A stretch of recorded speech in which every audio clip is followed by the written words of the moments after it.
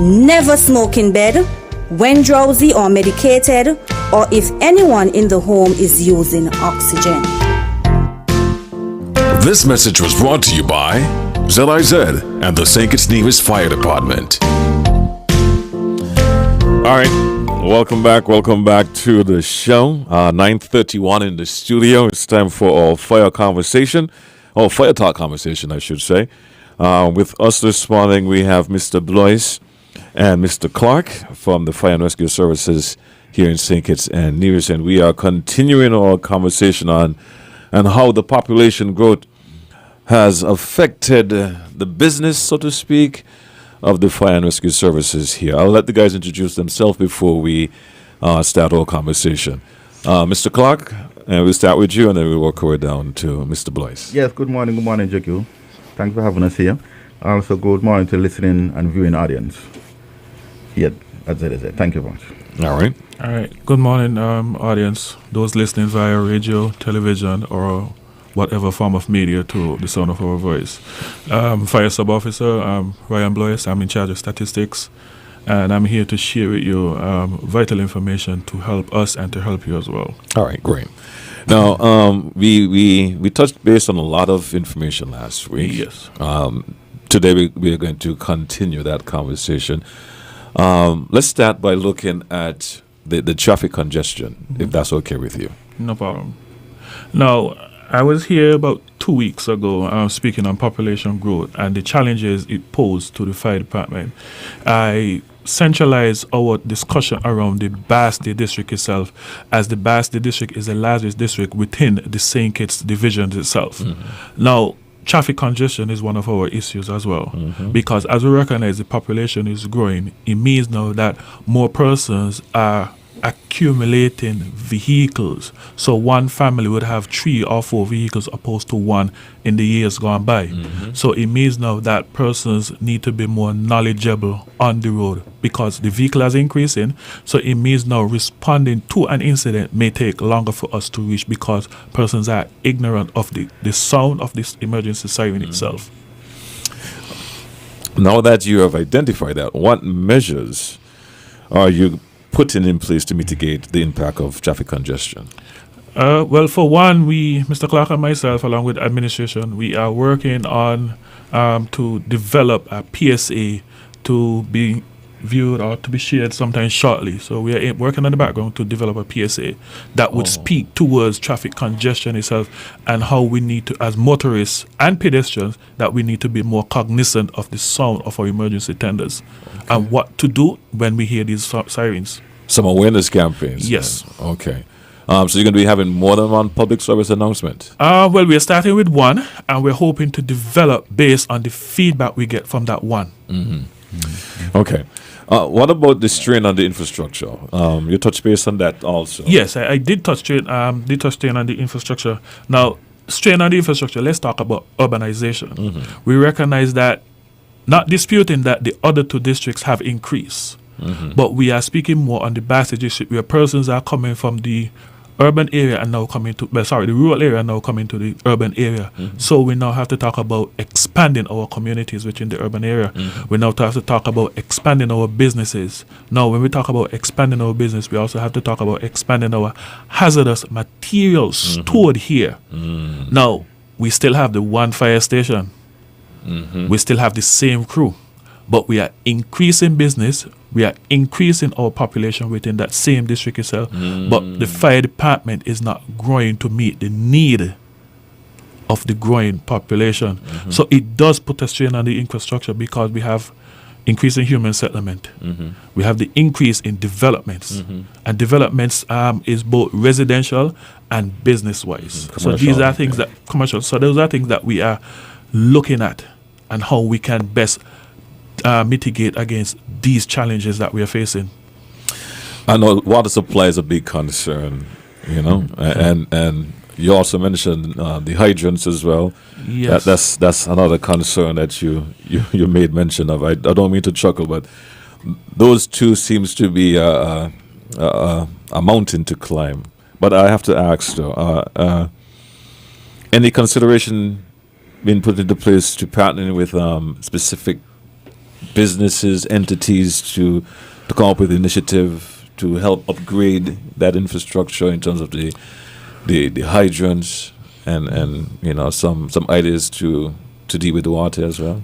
Well, I think the government have already employed one mechanism to help with the water shortage itself, which is the procurement of water storage containers. Now, let's look at yesterday. Yesterday, 1 gallon of water could have bathed the 3 of us. Now, we increased the population, there's 7 of us. That 1 gallon of water could bathe the 7 of us, but how comfortable could it bathe the 7 of us? Now, having your own water storage at your residence, even though your home has increased, your water storage can help your 7 home, which would also eliminate or mitigate somewhat the strain on the government resources itself. So, therefore, when you have your water storage, he has his water storage, I have my water storage, the rationing of water may not be suffered so as often as possible. Right. Now, we talk about fire hydrants. Now, there are new developments, and as such, they will become new developments in terms of fire hydrant itself. Now, the fire hydrants, then before, we may see different problem with them, corrosions, leaks, so they may have to change those. Now, these are things that can eliminate water use itself, or water wastage, for lack of a better word. The parking on the fire hydrants or in close proximity to the fire hydrant, which would restrict the fire officers from getting adequate or continuous adequate water supply to the fire tender to supply the extinguishment procedure. So these are things that we need to start looking at and have businesses come on board to continue or to develop our campaign awareness to different communities. Totally agree. You also made mention of the increased demand and budget constraints here and there. You want to dive in that a little bit more? Now, I apologize to the audience for my chuckle. The chuckle is because it's a serious concern. Now, we have an increase in populations, so it therefore means that we have an increase in the possibilities of emergency calls. Now, we still have the 1 fire tender. We still have the same 6 officers responding. Now, if the same 6 officers with the 1 fire tender have to continuously responding every day, we are putting wear and tear on the fire tender itself, mechanically. Now, we are also putting wear and tear on our officers, which is emotionally, psychologically, physically, and mentally.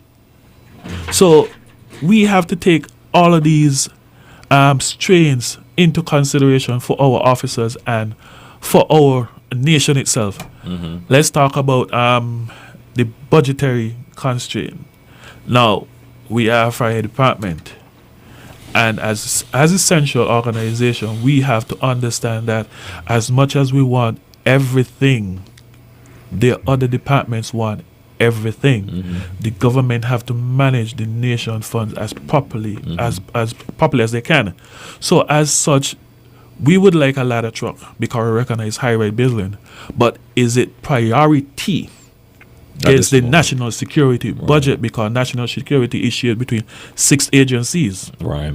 So we have to understand that as much as we want this right now, it may not be a priority, but we also have to take into consideration that we are an evolving country.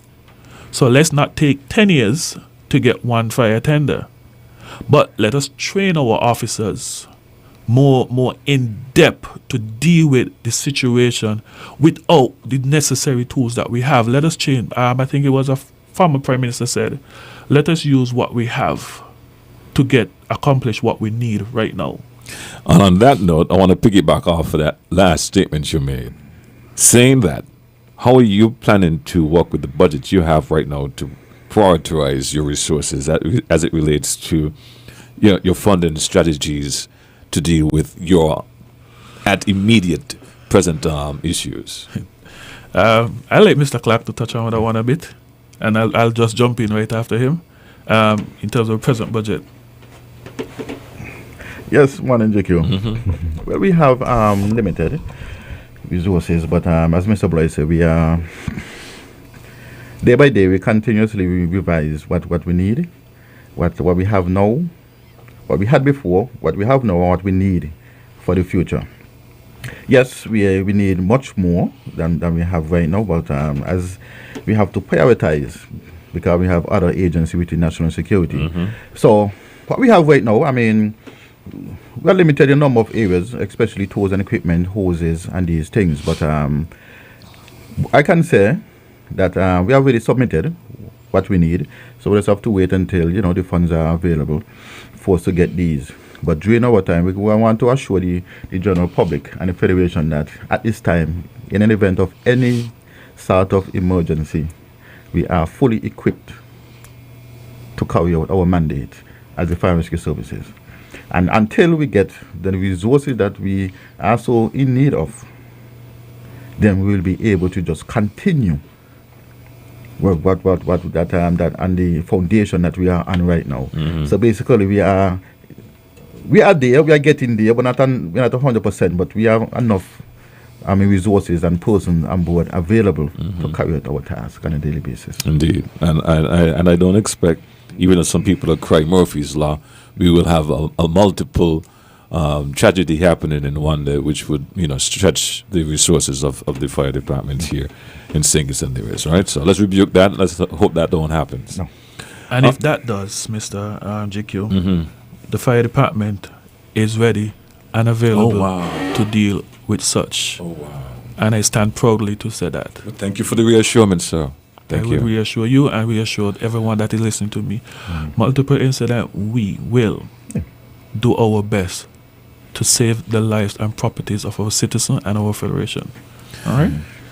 Thank you for sharing that, sir. I will not touch that anymore. Wonderful. I will continue. I will continue from your training. You made mention of training. As it relates to training and recruitment, what are the challenges you face with that? And also, how are you addressing the training issue? Now, that is a very important topic to deal with. This itself is a large issue by itself.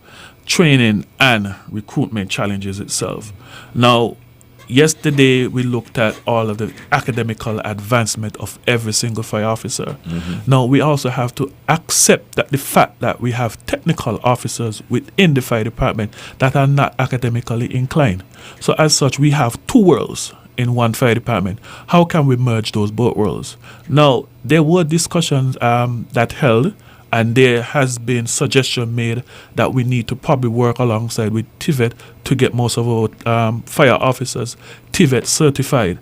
Now, TVET certified means that they can have a certificate that not only used in St. Kitts and Nevis, but can use regional because there's standardization throughout the region itself. So these are discussions that we need to start having because, yes, you want the academics, but you also have to understand that the today's age, that persons are more leaning towards the more technical advancement itself. So yes, our recruitment program need to be restructured. It shall be restructured, and to invite or to incorporate the technical aspect of our officers to make them more not different from the academical one, but on the same borderline with the academical ones. All right. So that is how we are looking to deal with that situation. Even the playing field. Yes. What about recruitment? Any challenges there in the recruitment area? Somewhat, but like any other things, we are dealing with the challenges that we are facing. Challenges of the resources that basically, okay, our establishment is at a certain capacity. We cannot hire no more than that because of what we have done. So what we are presently doing is working on amending or internally we are working on amending it before we put it forward to cabinet. Right. So we're working on amending it, restructuring it, see how it best fits us because we want to increase our fire stations because that is the only way that we can deal with the increase in population. We also have to increase in the human resources itself because if you don't increase the human resources, you're going to have a mental, physical, emotional, and psychological strain on the human resources that we have presently employed. So we have to talk about that. Gone are the days when we had 133 to deal with that particular station. That 133 now needs an additional times 2 or times 3 Let's use the airport. The airport has been, if I may say, have been strike 1 or 2 occasions of the inadequate staff. Right. So it therefore means that we need to accept the fact that we need more human resources. So those are our challenges in recruitment, because we only have a certain amount that we can hire, but we need to have that conversation of having that max amended or that cap amended. What are the age range you're looking for as it relates to recruitment? The age range is standard, 18 to 35. Am I correct? Yes, 18 to 35, standard. Okay. All right. We have 15 minutes left inside of the program.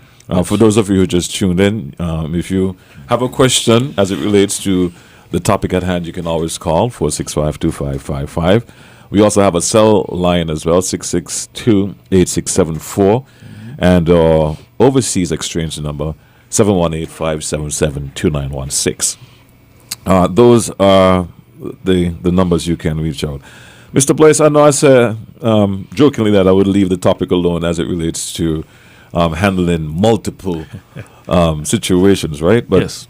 with the increase and the diversity of emergencies happening right now, are all firefighters trained to deal with a broader range of scenarios? Yes, our senior team itself, Mr. Clark, myself, and others within the department as senior officers, have been exposed to numerous leadership training, and as such, we can and we have used our expertise that we have been blessed with or granted to internally keep our officers cognizant of different challenges. Can I actually put on your headphone? No we problem. have a call coming in. Good morning.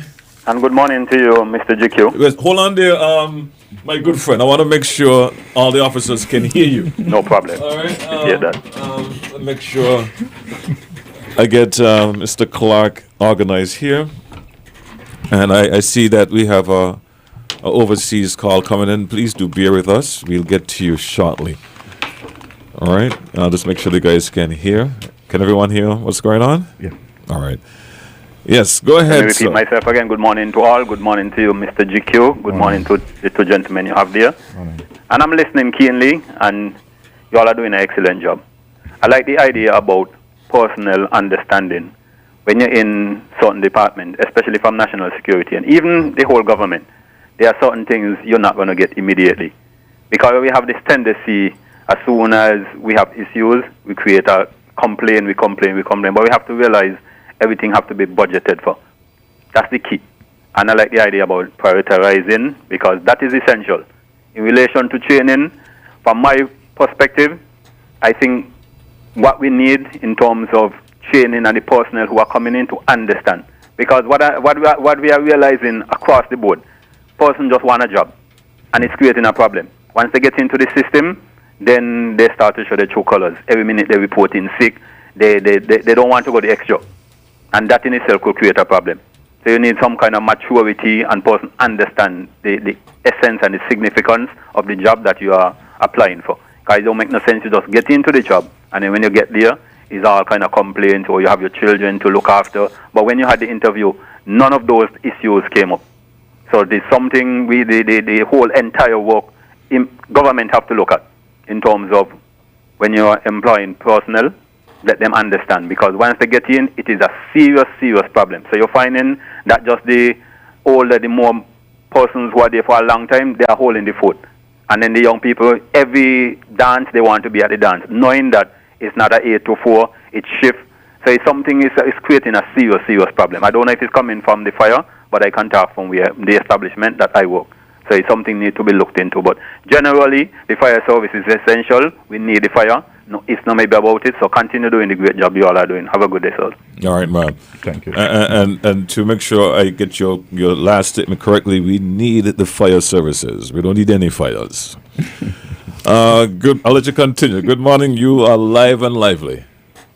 Hello, GQ. Good morning. I'm calling from New York. This is Sonny Boy. Sonny Boy, good morning. I want to ask the fire official, can they recruit firemen from other CARICOM countries, or they all have to be from St. Kitts or Nevis? Mr. Clark? Well, we never. You heard the question? Yes, Yes, we heard the yes. question. Thank you for the question. Well, we never really ventured outside, but we saw police they were doing it. But I think once we don't have the persons within St. Kitts and Nevis that wish to join, yes, we can always venture out to the other Caribbean countries. Once we have the person have the expertise to come into St. Kitts and Nevis and perform well, yes, we don't have any problem with that. Okay, I didn't know that. I thought they have to be either Kittitian or Navajo. But that's nice to hear because you should go out in the diaspora. Maybe you can get better people if you would go out in the diaspora, especially CARICOM nation. So that's my question for today, Brother Ezekiel. All right, man. Enjoy the rest of the show. You too, Sonny. You too. Allow me to touch what Sonny Boy just said. Those are And the caller before. those are important points Sonny Boy just touched. CARICOM officers applying and being a part of fire service. Now, I spoke earlier about the TVET system itself.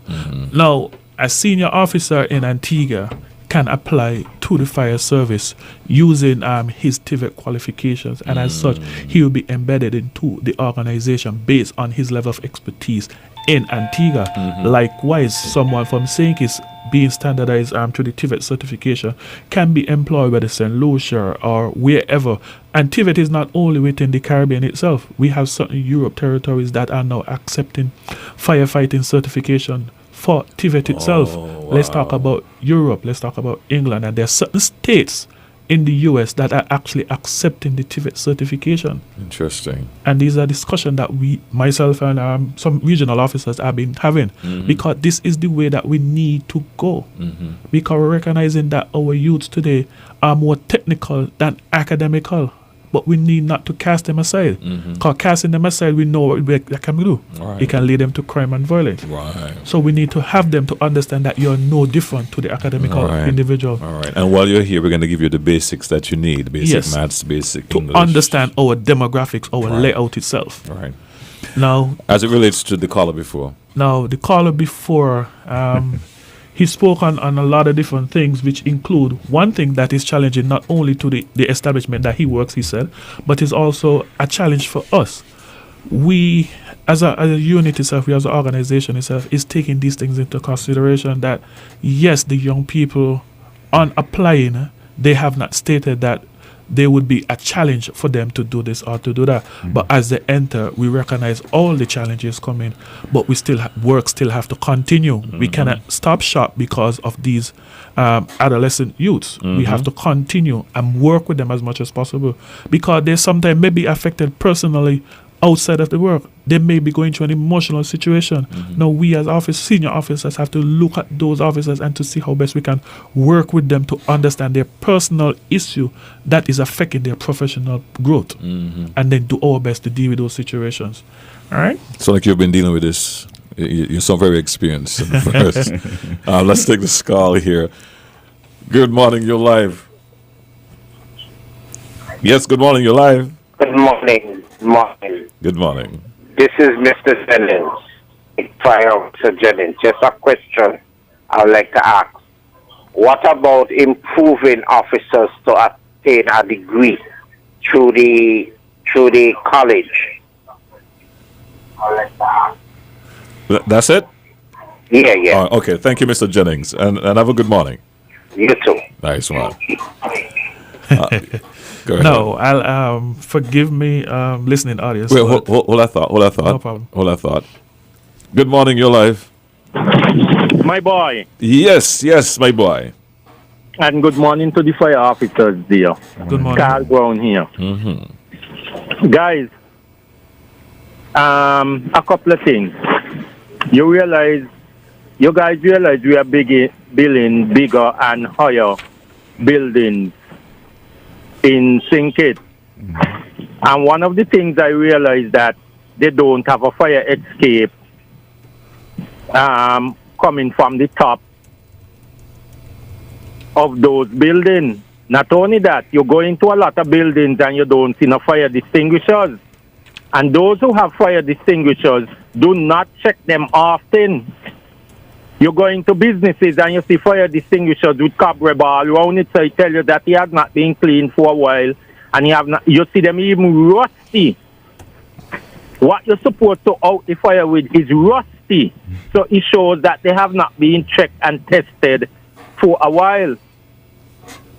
And I think those are supposed to be checked and tested often enough that in case there is a fire, while people are calling the fire department and thing, you could contain some of the fire and to help save some life before the fire truck and others get there. And the other thing I noticed that a lot of buildings, they have a back door, but the back door is locked, completely sealed off. If there is a fire in that building, the rush to the front door, you will have a stampede and people losing their lives just because of a stampede, because these businesses got the back door or the second door completely locked and shut off. Even in the banks. Could you imagine the banks them is doing that? We have so much of people in them on a daily basis. And other businesses are doing it. So please, you all please to caution these people that they are treading on some very dangerous grounds by not making sure that certain things are operating professionally. Back doors are not supposed to seal off and manager or supervisor got the key.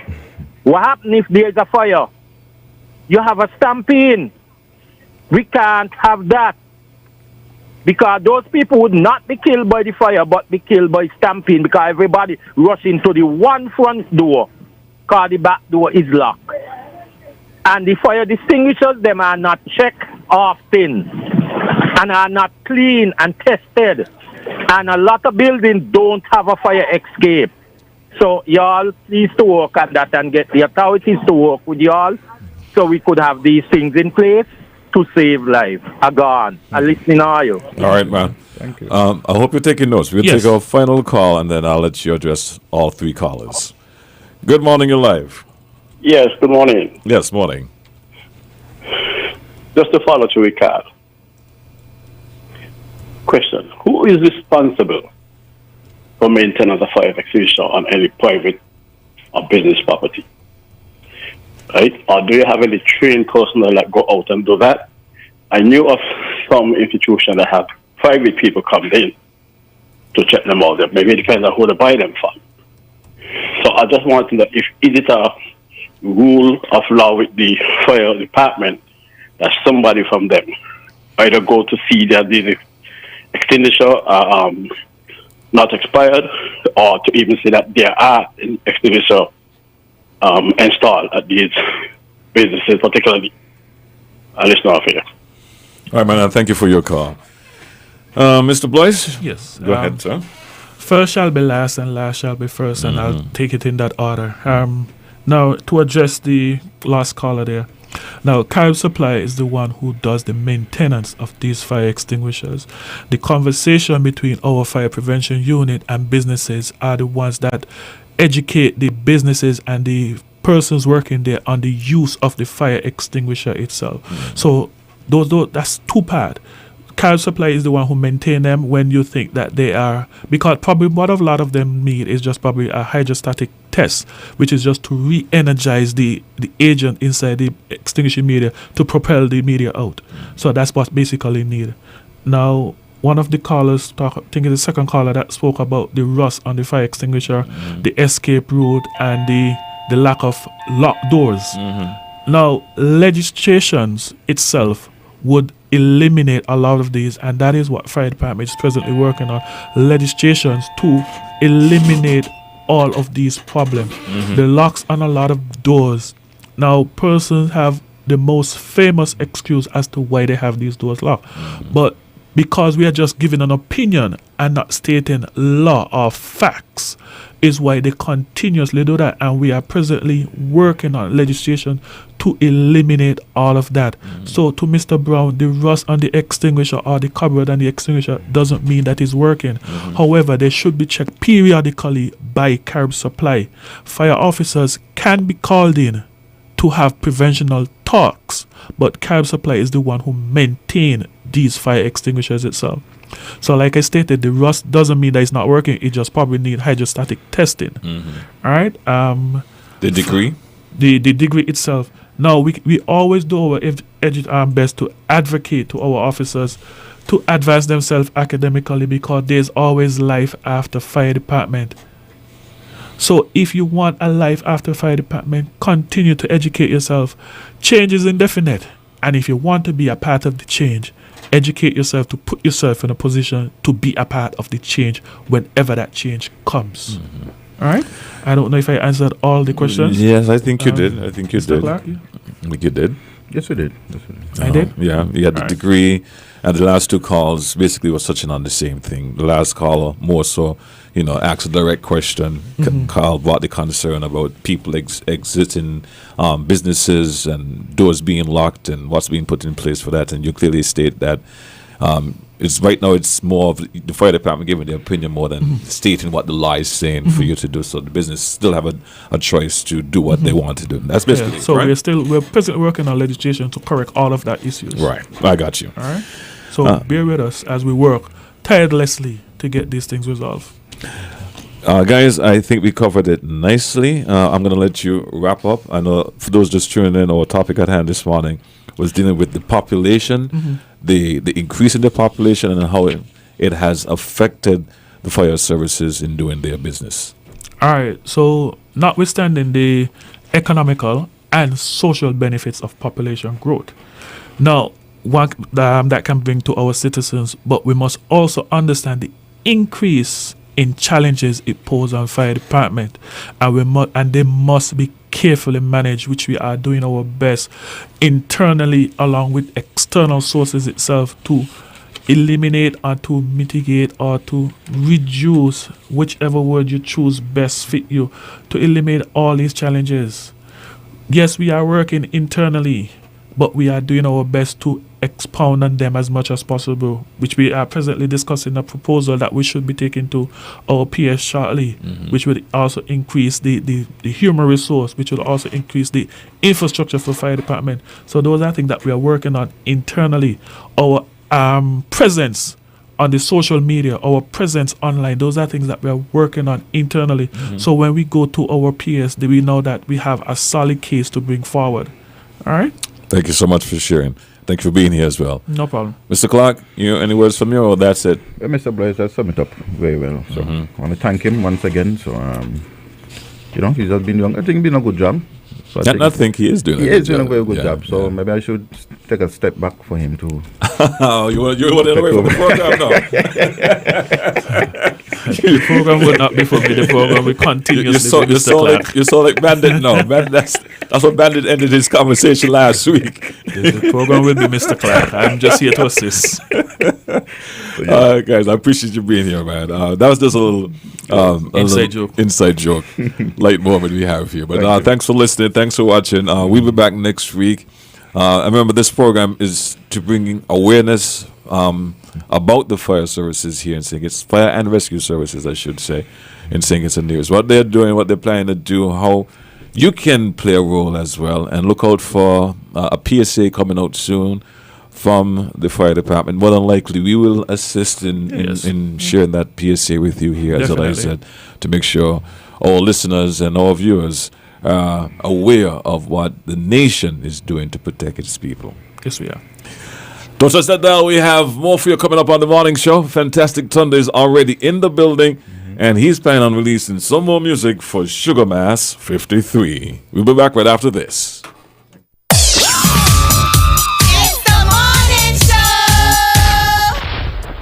Wi-Fi dead zones in your home? The Cable has the ultimate solution with our whole home Wi-Fi coverage. Say goodbye to frustrating signal drops and hello to seamless connectivity in every corner of your home. No more. Mom, my tablet's not working in my bedroom. My